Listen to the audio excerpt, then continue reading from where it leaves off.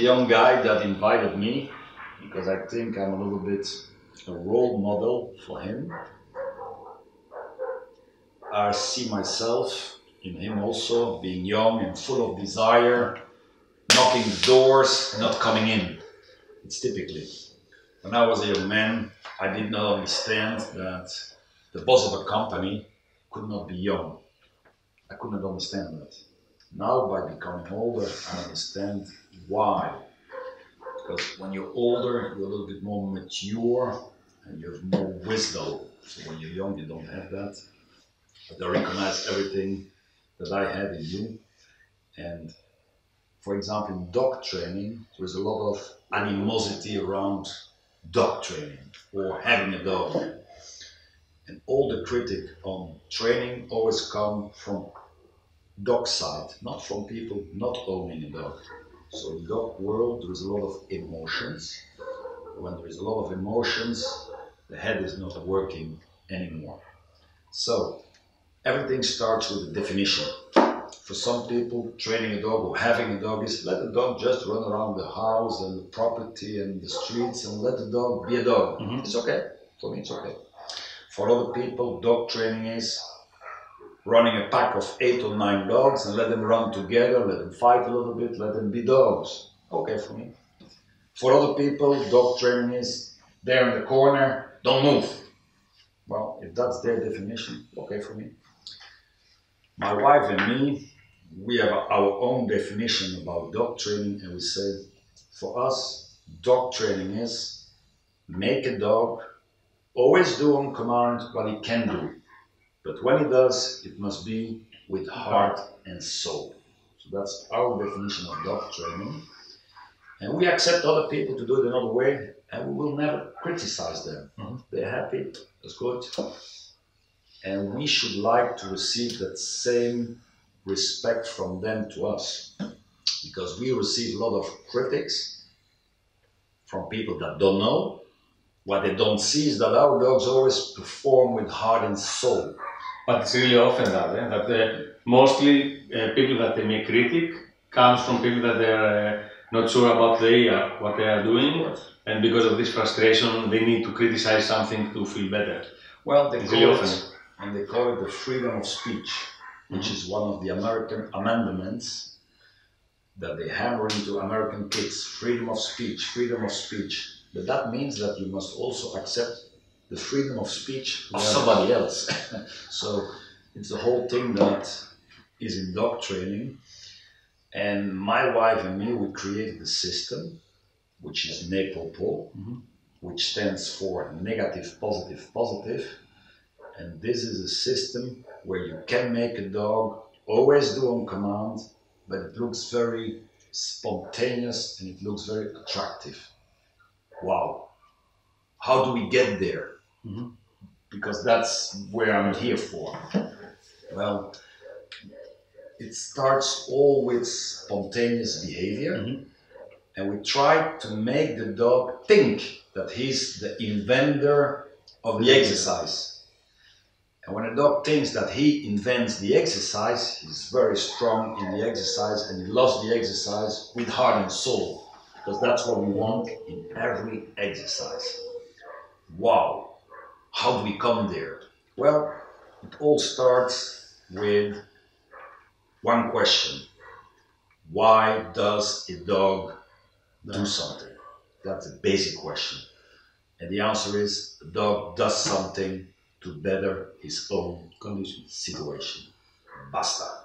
That's it. It's the same with people. So humans are the same. I think all living beings are the same. From that answer, and knowing that answer, another question is born. How can a dog better his own situation? First answer is by adding nice feelings. In dog training, we call this system positive training, adding nice feelings. My wife and me, we call positive training, positive reinforcement, pull training, positive. Good. But one question about the positive thing. It's the positive reinforcement is one part of the learning theory, that it's adjusted on dog training. But dog positive training, it's misused last years, and I think it's misused on purpose from most of people due to marketing. Well, positive training is a nice marketing tool by people that don't understand the real theory of positive training. The real theory started with dolphin training. The dolphins are trained in a sterile swimming pool. There is not one fish in the water. The dolphin can only survive by the goodwill of the trainer that will give existential food. And existential food means the primary reward, the money we need to survive. That's why the dolphins do work. The consequence for doing is the dolphin can receive money, in this case a fish. The consequence for not doing, when the dolphin does not understand, we do nothing. And the consequence for not doing when the dolphin does understand is we stop the training and we take our fish with us to the next training session, which can be 2, 3, 4, 5 hours later or the next day. That means that there is a very strong consequence for doing. The animal receives existential food, and there is a very strong consequence for not doing. The animal does not receive the existential food. That's the real power of positive training. And that's what we must understand very well. People only understand, I give my dog something. Well, it starts with dessert. They give the dog a little dessert, a little bonus, which is good for motivation training. Yes. But you have no consequence for punishing the dog. By not giving the dessert, the dog says, I don't need a dessert. I have my belly full. So, I have covered my needs, so why should I work for my needs? Yeah. So it's like us, if you get paid for not working, of course. Yeah, it's totally the same. So what people also don't understand in positive reinforcement is that you need between 4,000 and 6,000 repetitions before you have the command under control if the distractions of the environment are not stronger than the paycheck you have in your hands. So that's a little bit the problem of only positive training, where I must admit that it's very good training if you start with a young dog in the system. The conditioning must start when they are young. And that's a problem of the professionals that have a dog that is 2 or 3 years old. Already not understanding the values and... Yes, he's spoiled because home there is a bucket of food. I call it the Himalaya mountain. Now you must try to train that dog with food. It doesn't work. So we only have result with dessert training. And there, of course, it's motivation, but you don't have a strong punishment by not giving it. So it's a little bit how you understand it. So you must understand why does a dog do something. The first facet is positive training. People speak a lot about it, but don't understand it. 2, we call it in ethology negative reinforcement. Negative reinforcement is a very criticized training method today because people again don't understand it. In horse riding, in the horse world, it's only about negative reinforcement. Everybody accepts it. In dog training, people don't understand it too much. The definition of negative reinforcement is unpleasant, little discomfort stops when dog does what I want him to do. It's a little discomfort stim. It's not a high discomfort stim. You must compare it with, I put salt on the potatoes to make the potatoes taste better. Good, I will eat more. By accident, I put a little bit too much salt on the potatoes. You don't want to eat them anymore. It's an aversive stim. Instead of reinforce it to eat more, it is the opposite. We never eat again. But also in that, like you said before, with the positive reinforcement, that it has to be from the early age, that the dog understands the value and everything. Oh, yeah. Isn't it the same with the negative punishment, negative reinforcement? Well, with negative reinforcement, the easiest when the dog has hope. Mm-hmm. Negative reinforcement works very well with dogs that are a little bit bully.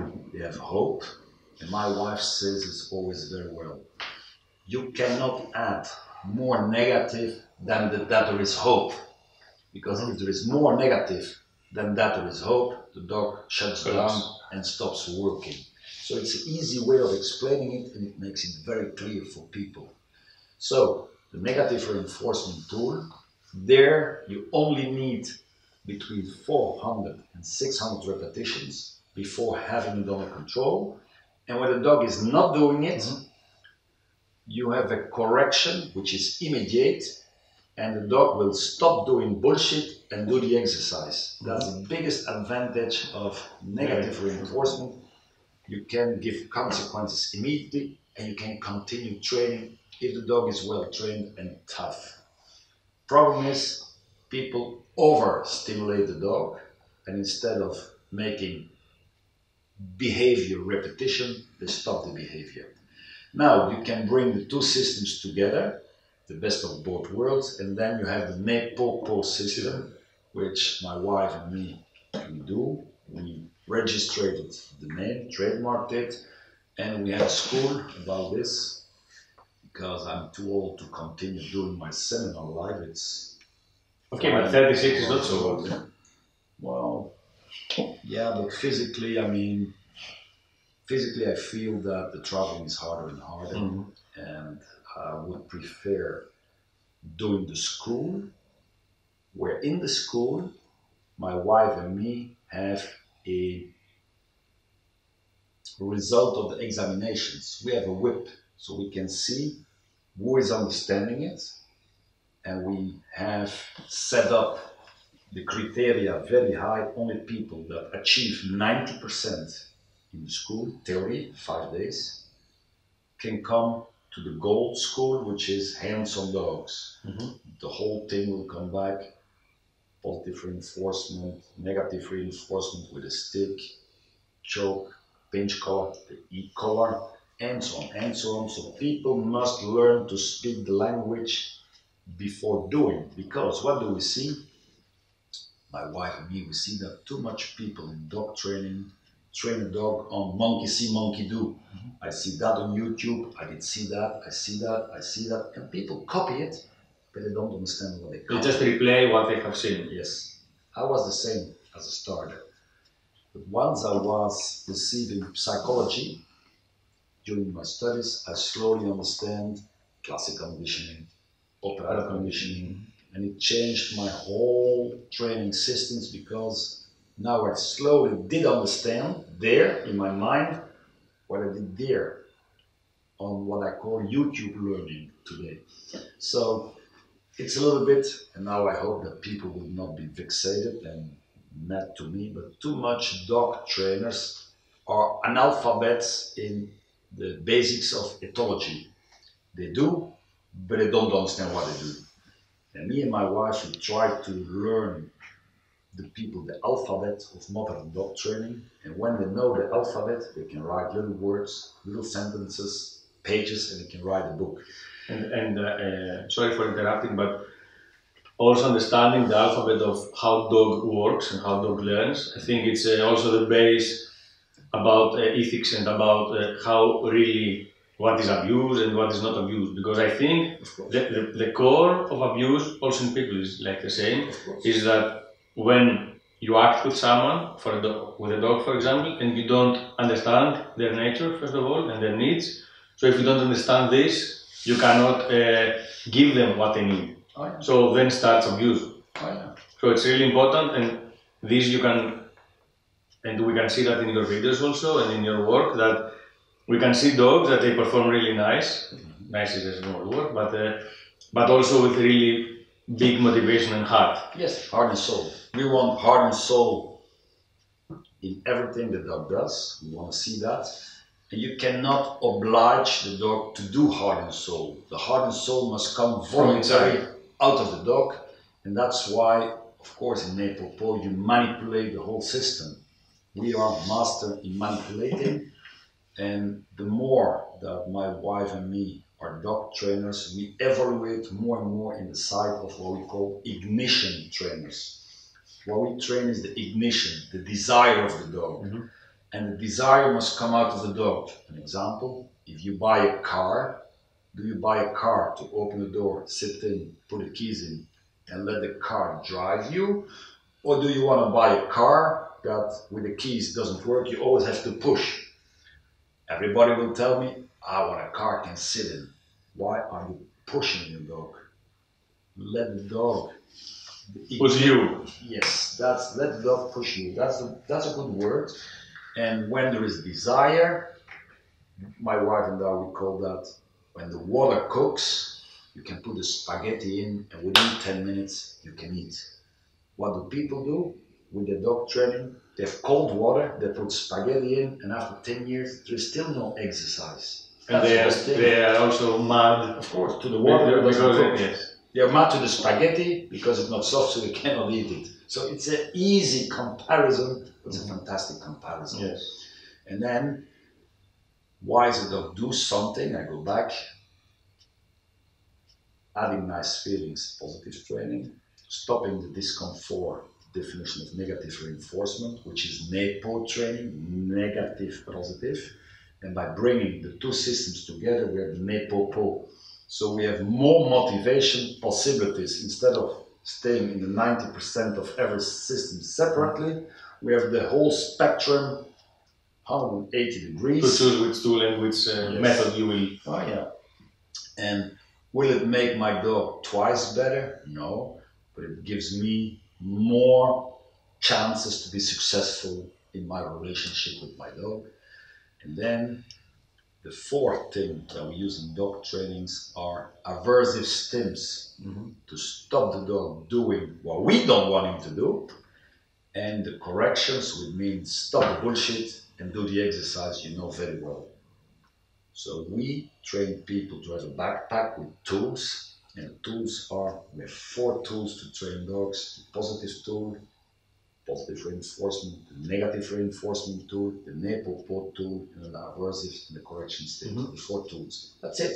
And some people prefer the positive tools. No problem. Comes also from the character also. Oh yeah. And every dog needs another motivation system. True. It's like you have a team of football players. You have 20 individuals. One individual, you must tell him, hey, you're the best. That guy will fly on the field. Another guy, you must say, I don't want to see you anymore. On the bank, you don't play, you're not in my team anymore. And he's pissed, he's frustrated, and on aggression he will come back the day I put him on the field. And another player, he needs a little bit, a joke, and you have 20 players, they have all another little character, and that's what you must understand. And that's why I'm here for. And I think also for me, as a logic, does not make sense if a living organism like a dog learns in certain rules. For me, it does not make sense to use some of them. And I think it's not right for the dog also. No. I mean, if you can use and it's better for the dog and better for the results also. And by results, I don't mean points. I need character, of course, and stability and the quality of work and obedience and back or whatever. Why to choose to use only positive or only negative?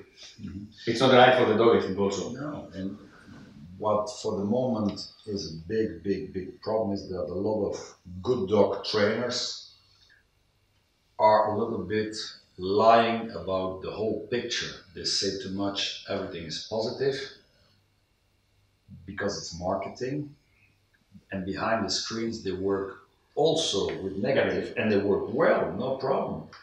Why don't they tell the world? Because the world receives a wrong information from what is negative. Yeah, not only that, and not only the wrong information about what is negative, but the wrong information on how it can work. Because they only receive the beautiful version, which is marketing. And that's a little bit the problem worldwide. So is the animal welfare comes up, which is good, but they have another agenda. We trainers have also our agenda. We must find a consensus in the middle of the road. And me at my age, I don't want to be loved. I don't care. I want to tell the truth to people. I want to tell, which I always did try to do, try to tell the truth. If it's not appreciated, it's something else, but I did do my best to tell the world that dog training is not only about love. But life is not about love. No. Nature is not about love, and it's really important for me to, and this is what I like in your system and in your style, is that you teach the dogs, first of all, what is pressure and how they can handle it. Yeah, and they handle it because they have hope. Yes, because in real life, you cannot avoid stress. No. There is conflict. It's in human life also, in dog's life also. And what I want to tell you about the positive training is that even positive trainers, they do use negative reinforcement. But with tools like they're marketing positive, like a healthy or like this is also negative. Pressure, of course, is negative. And then what people must understand is that real good positive training, for example, with food, only works that what you put in the mouth must take a little bit discomfort away in the stomach, which is delphin training, and nobody has problems with that. So that's the reality, and that's why I'm here for, to tell the younger generation a vocabulary and to tell them a strategy to defend themselves for what they do well, but it's not always appreciated by the big world that doesn't understand it and have another agenda. So I mean, if I'm training wrestlers or fighters, boxers, they always watch to their diet. They must stay under the 60 kilo. They must stay on the 65 kilo. They must stay on the 70 kilo. Nobody has problems with that. If I'm the coach of the soccer team, they measure the fat of the football players. If one player is too fat, too much fat, they say, hey, on a diet, if you don't do, you're not in the team, we take money away. The ballerinas, all their life, they're on a diet. Nobody has problems with that. I mean, it's life. So, but someone will come and tell you, okay, ballerinas and football players, they choose that. Yes, and dogs not. Well, I answer. Yeah, it's often, of course, but I don't feel well. I go to the doctor. This first thing the doctor said, what do you eat? Ah, too much. What do you drink? Oh, too much. So we must lose a little bit of weight to be good. What is wrong by keeping our dogs healthy in weight? I think it's good. If I see the dogs of the general public, excuse me my word, but they are a little bit overweight, and due to that they will live 2-3 years less of their lives. True. And they will have less quality in their life. So I don't think that I'm doing a crime by keeping them in good shape, you know. And that's why my wife and me are going to stop with the seminars, because we cannot see enough do people grab it. Of course, it's entertainment while we do it, and people say, wow, it was nice, and we did laugh a lot. At the end, it's, did people grab a lot? What did hang there? So on that, we didn't say it in the beginning, it is your last seminar in Greece. Yes. It's the second time I invite you here in Greece, and because the first time I was ultra satisfied. So now it is 2016 will be the last year doing seminars. Yes, that's the plan. That's the plan. So the new plan or changing will be like you do schools instead of seminars. Yes. So it will be normally something like a week, or it will be a week silver. A week means 5 days from 9 to 5. No dogs. Only theory and only theory, the alphabet. Learning the alphabet. And at the end, there's examinations to see what do people get. Ah, so you will have examinations. Oh yeah. And they must have 90%. And if they don't have 90%, they will do it again, do it again, do it again. And if they cannot make it, they come back for free next time. I want people to understand what they do. And if you do that in the school with kids, It's the same. It's no problem. You're not good enough, you do it again. You're not good enough, you do it again. We call that deep practice. It's very important. So, and then, you know, it will be the school, and we need people that become what I call reproducing the reality and the truth. They must reproduce it to the world, because what people don't understand very well is there is an animal welfare law that says it's forbidden, without valid reason, to inflict pain to a dog wherefrom suffering could follow. What's the valid reason to inflict pain? That's the first problem in that law. The second thing is, and it's an elastic, what is pain? What is painful to you can be enjoyable for me. And what is suffering? What is suffering to me is for you a piece of cake. So these are three definitions. And can be easily interpreted. Oh yeah, it is interpretation. But that's the European animal welfare law. That means that in dog training, when we train dogs, we have always the framework.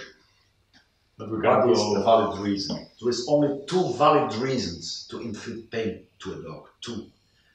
First of all, we must save a human being. When a dog is biting that human being, even the biggest gangster of the world, the dog must out and stop the biting action. With whatever means and tools you use, the dog must stop the biting. There's no judge that can condemn us for being unfair against the dog. Because if it's a human being, the human being gets... It's higher. It's higher in yes, law. So. Even a gangster, higher ranked than the animal. So that's the reason to inflict pain to a dog. Another reason to inflict pain to a dog, a valid reason, is if by inflicting pain we can save his life. It cannot be condemned. It's impossible.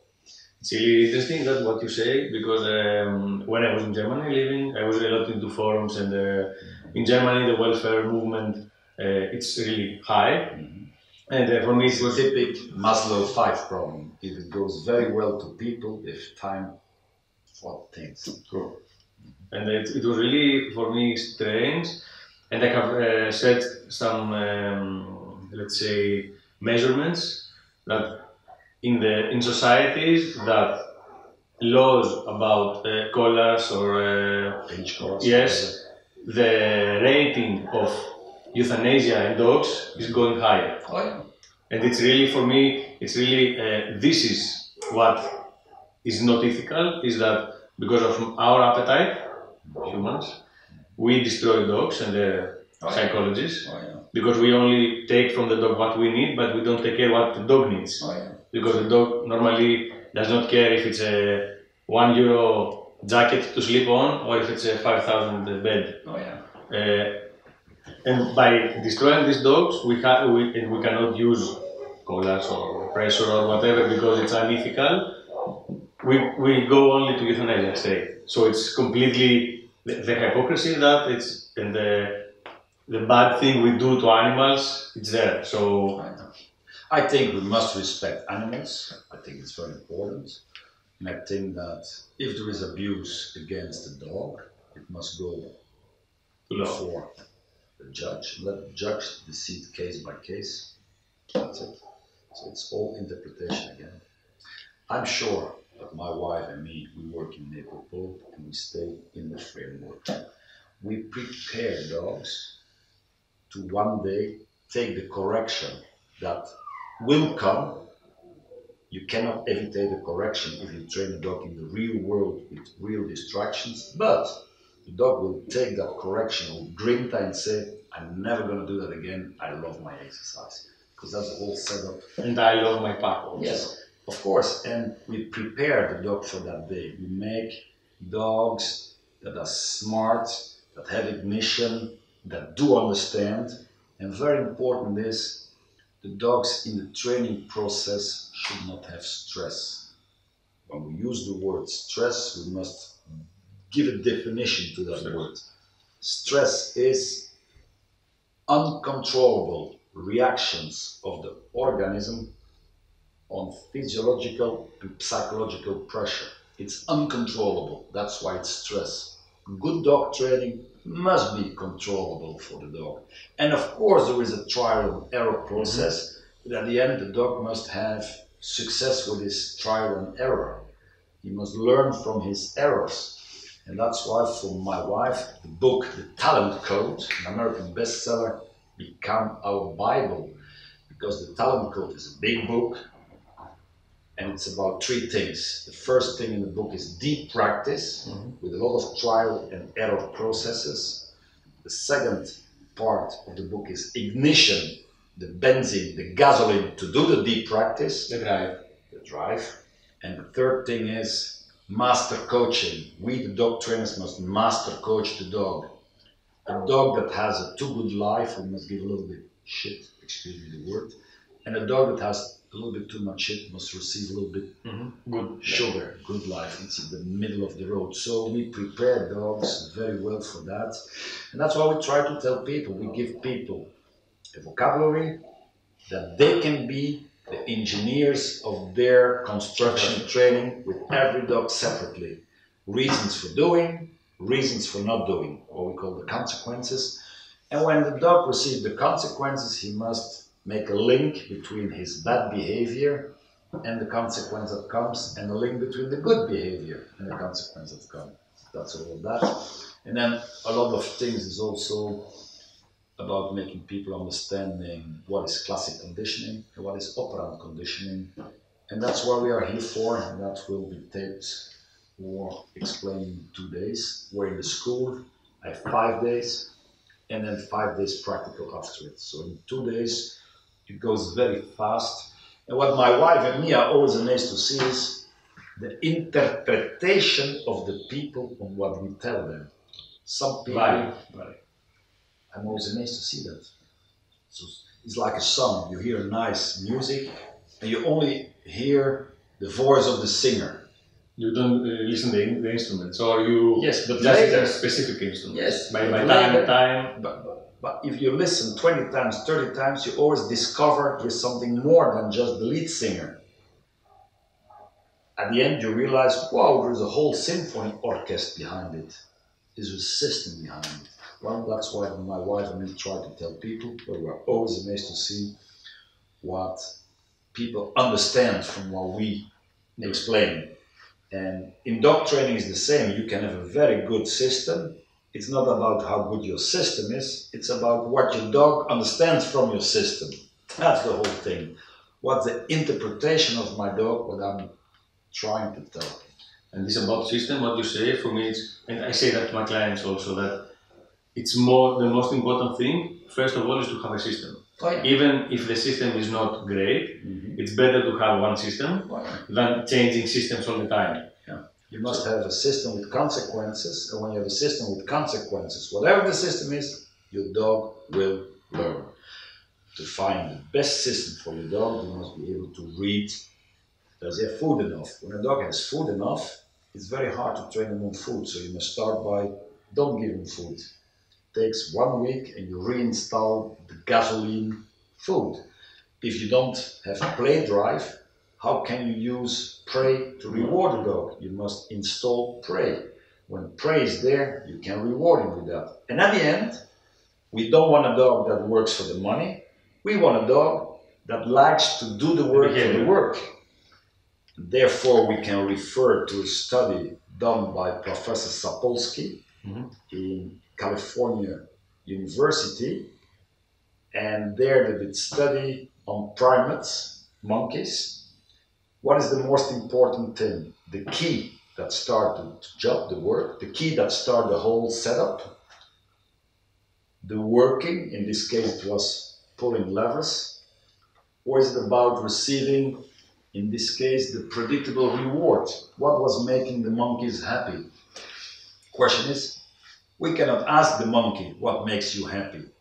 We only can measure it by measuring the dopamine. Dopamine is the happy hormone. And then what did we see with the predictable reward? That the key that started the whole event was the dopamine maker, the key. The work did not give too much dopamine, and the reward, zero dopamine. Zero. It's amazing. So the key that started the event was the most dopamine making. And then they said, well, how can we make the work more important? By changing the reward system. From predictable, they went to non-predictable. By changing the chances of success with 50% down, they hired the dopamine with 50% up. And that's a proof why me and my wife over the years were so successful in dog training. We don't reward too much. That's why there's always the gung-ho of the dog, the drive.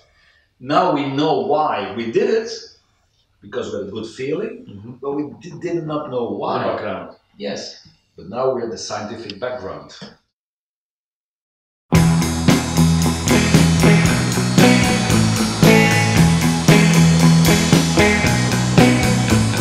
Surfing